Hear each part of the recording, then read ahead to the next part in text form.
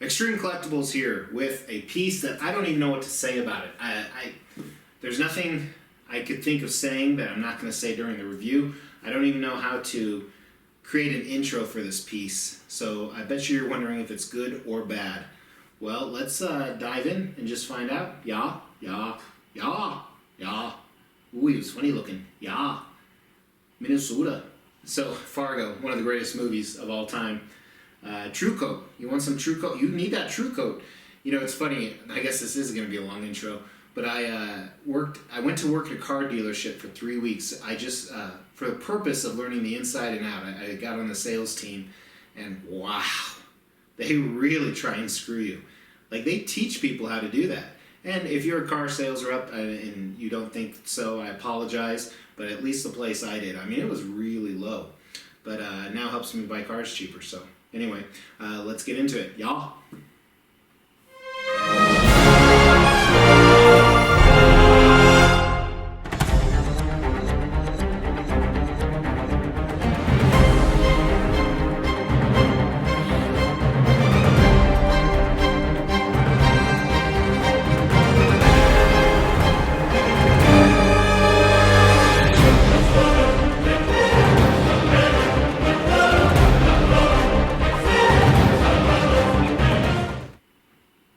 Extreme Collectibles here with Prime 1 1/3 scale Cyborg from the Justice League movie.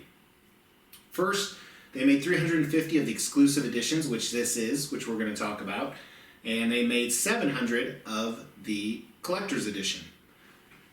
Retail price on this was about $1,100. I jumped on board with this. Initially, I actually jumped on board when Sideshow had the exclusive version, but I canceled it within 24 hours because I had buyer's remorse. So I got my no reserve deposit back, and the only Justice League statue I was going to pull the trigger on was Wonder Woman, because I think that one looks phenomenal. But as I continued my 1/3 DC line, and Prime 1 started their economy shipping, I jumped on board with the exclusive again because Sideshow was sold out. And I really hadn't seen a lot of good reviews on it. So I was really, really hoping that I didn't make a mistake. And kind of a spoiler, I don't think I did.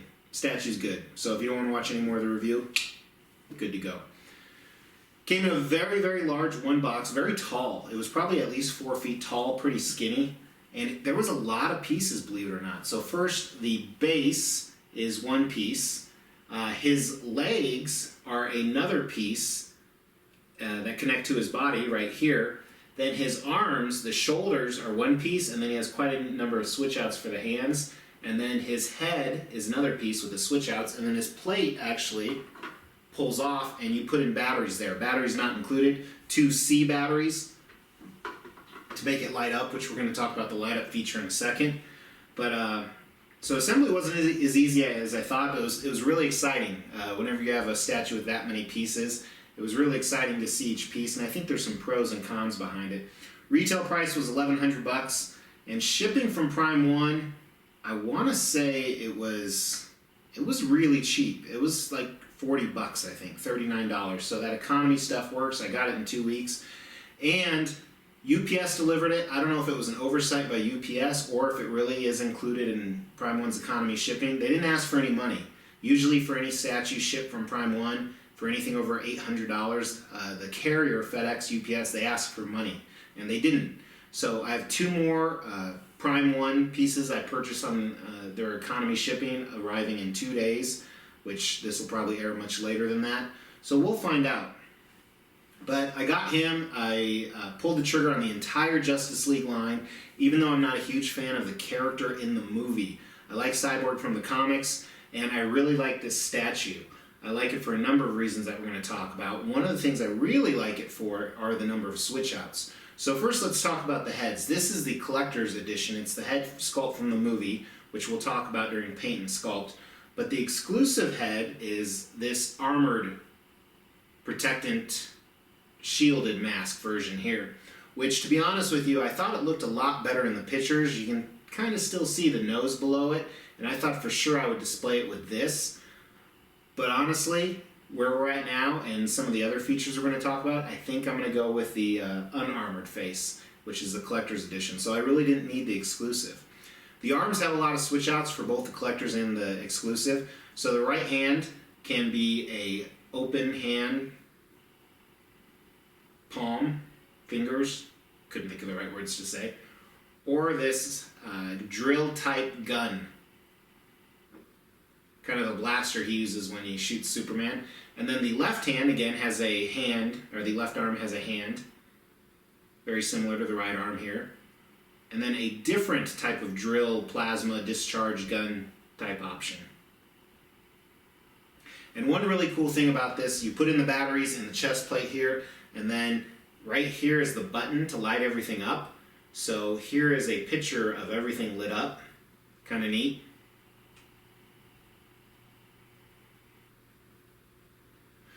So really, really cool.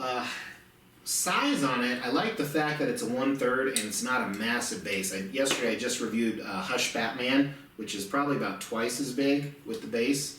But the width on this is probably about 18. Depth is considerably less, which is really nice. 13.5. And then height, his base is very high if you notice that. So it'll be interesting to see how he scales with the other characters. But he's right at about 34 inches tall. I need to remember to measure these more often. I like the fact that there's a variety of switch outs, so that will, definitely play in how I display him. But let's just talk about the concept here. So first of all, this base, as you see in the front, you have that C symbol for Cyborg, which we'll get in closer when we look at the paint and the sculpt. But this base down here has all these wires and mechanisms, and a lot of the Kryptonian ship features.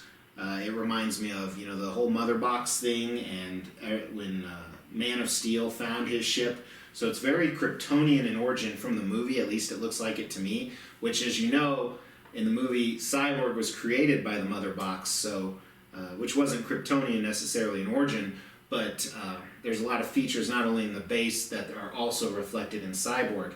And then above that is kind of a concrete, really good looking rock base, which we'll talk about. And then he's standing there in a semi-dynamic, semi-museum pose. So as a reminder, if you don't collect statues or aren't aware, museum basically means they're static, they're posing for a picture almost. Dynamic means kind of an action pose. They're in the middle of an action, generally a fighting action. Not always, but most of the time. So here's kind of both. It kind of looks like he's getting ready for battle or for defense, but he's also just kind of posing. A little bit of both, but looks really, really cool. The entire 1/3 Justice line is very similar to this, or it's a static pose, so not really any action dynamic stuff, not like Batman Hush Superman, Batman Hush from Prime 1. Hush Superman is more dynamic, and I said that because I was looking at him. He's right over there. You can't see him. Eventually you will with the room tour, but... So, very cool piece. I do like the design. I like the fact that it's all these different pieces together. That is kind of nice. One thing I worry about is there's some pieces that kind of stick out here, almost like a Terminator skeleton type thing that could break really easy. I thought I almost broke one over here. It kind of feels like I might have. I can't tell. Oh yeah, it did break a little bit on the bottom, but you really can't tell because it's in there pretty tight. That's what she said. So, design was really good. The seam lines are hidden pretty well because of the armor aspect of Cyborg. Very, very cool. I like it. So let's talk about the paint and sculpt. And here I think there's some really good things, and here's some, I wouldn't say bad, but just unexpected, which unexpected usually is not good. Hey honey, guess what? Child number 3. Actually, we were trying for child number 3. It was for work, not for pleasure. You ever do that? You ever try for a child? It's always good, but sometimes it's more work. Not more work, it is work. It's a good job to have, man. I should apply for that someday. Anyway, Cyborg here. Let's start at the base. So, as I talked about earlier, first you Cyborg symbol right on the front here. It looks good. I like kind of the texture that they put on it. And then as you look around the base of this, you see all this different stuff going on. And I think it looks good. Not great, but it looks good. I like the metal plates. I like what I think are kind of tentacles coming out. I like the gears and the wiring and the tubing. and almost looks like pistons on some of these areas, and it all flows together. And the sculpt is good, it's not great. I think one thing that kind of takes away from it, but it might be a good thing, is the fact that it's all the same colors. So very monotone as far as not a lot of differentiation, but maybe that's good. It's kind of hard to tell because there's so much grays and silvers in this statue. And speaking of grays, look at that transition, mic drop. The rock type base here. I say this all the time, and I'm sure you're used to it. I'm a huge critic of rocky type bases. This one is fantastic. Look at some of the detail in this. Not only the sculpt of the ridges on the rocks, but the smaller pebbles that are mixed in that look like they could be brushed away, but they're actually permanent. And the different coloring they used everywhere. It looks really good. It's a fantastic sculpt. It's a fantastic paint job. Which I was really worried that the base would be too simple on all these. If the rest look this good, I'm really excited I got the line. I'm very impressed. Before we start on Cyborg, one thing I want to say about him is his armor is not as shiny as it is in the movie, and it's not as shiny as the prototype. And I saw someone comment that on Facebook, one of the first people who had this in hand, and they are absolutely right. It's not as shiny. I don't know if that means it's not bad, not as good though. So that's really, beauty is in the eye of the beholder. So jumping on Cyborg here, jumping on Cyborg, I'm not that... I paused because my father, bless his heart, growing up he was such an asshole, and him and I, talk now, but that might explain why I'm so weird, because I have daddy issues. But growing up, like if a friend would call and say, can you put John on the phone, and this is back in the days of corded phones and rotary phones, I just said my name. You now know my name. Most people know my name anyway. But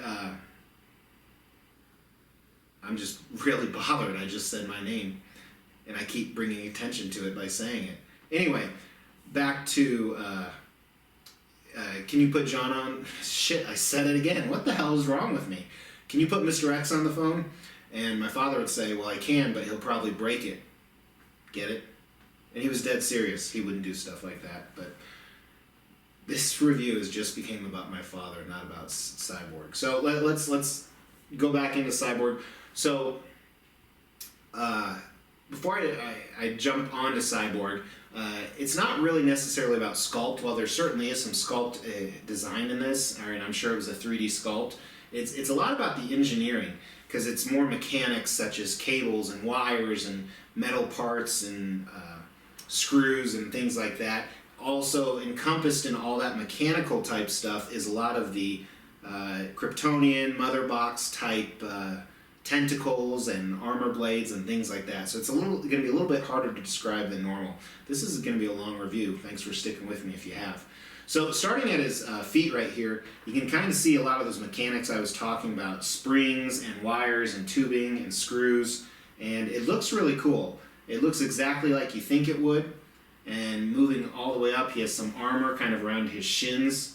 That same armor plating that we'll see later in the statue. And then moving up even farther, some of those hoses and wheelhouses and things like that are connecting him in a few different colors. It's not just that solid gray, but they added in a few variations to make the statue look a little more pleasing to the eye. And on the outside armor pieces that go up through his thigh, there's all these little black specks in there, again, to give it a little bit more contrast so it's not quite as boring. And one of the things that's really interesting about this is he's a lot skinnier than I thought he would be, but if I think about the movie, that's decently accurate, so it makes sense. But jumping into his pelvic area here, again, you see a lot more of that, those circuits and wires, and then kind of the same armor around his pelvic area that you see on his upper thighs. And then moving up, you see more of those, I would almost call them tentacles and barbs and iron that's protecting him. That kind of gives you that mother box feel.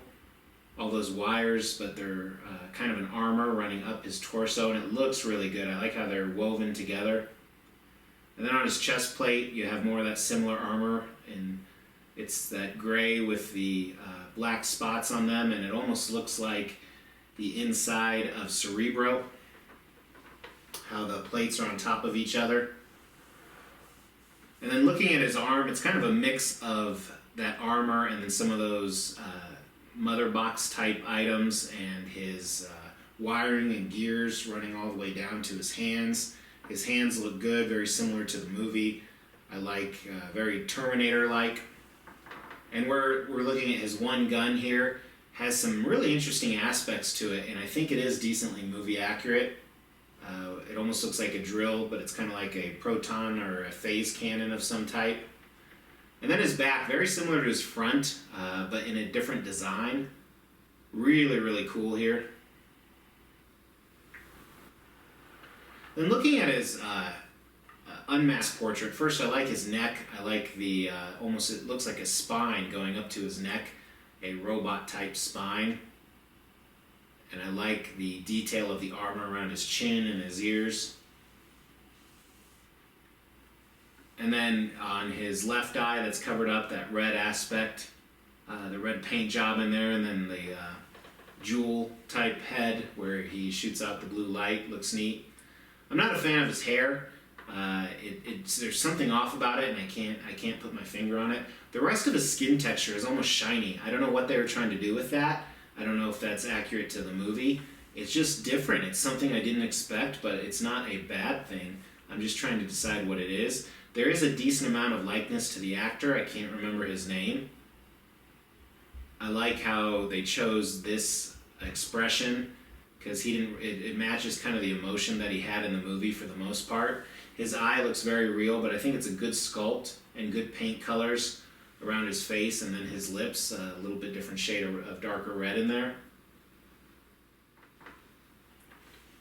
Very cool head sculpt. I'm going to be disappointed if the likeness and all the other characters, this is I think where the minimum bar is for the profile, the portrait. If it's any less than this, it's probably a bad thing. But so those are my thoughts on this piece. He is a lot of money. But it's just a cool statue. Even if you don't like Justice League, even if you don't like Cyborg, it's a really, really cool statue. And I like all the different switch outs. So let me know what you thought of the Justice League movies. I hope they make more because there were some really good parts, but overall, like most people, I was disappointed. I think there was a lot of opportunity. I think they're on the right track with the most recent Aquaman. So if they can continue to make it a little bit better. I haven't seen Shazam yet, which I really want to. But I'll probably wait till it comes out on video. Back in the day, they had videos. Blockbuster. Blockbuster was the bomb on Friday night. You remember that? And you'd be there for like 3 hours, and then you'd finally pick the original movie that you came there to get. That's how I rolled. So please let me know your comments on this guy. Let me know if you have any other Justice League pieces. Let me know if you have anything incoming. Let me know if you jumped on the economy shipping train from Prime 1. And most of all, give me a subscribe and give me a hit that bell so you know when new videos come out. I have quite a few coming in the next few weeks, and at minimum I always do 3 to 4 weeks. So really appreciate you guys watching. Take care.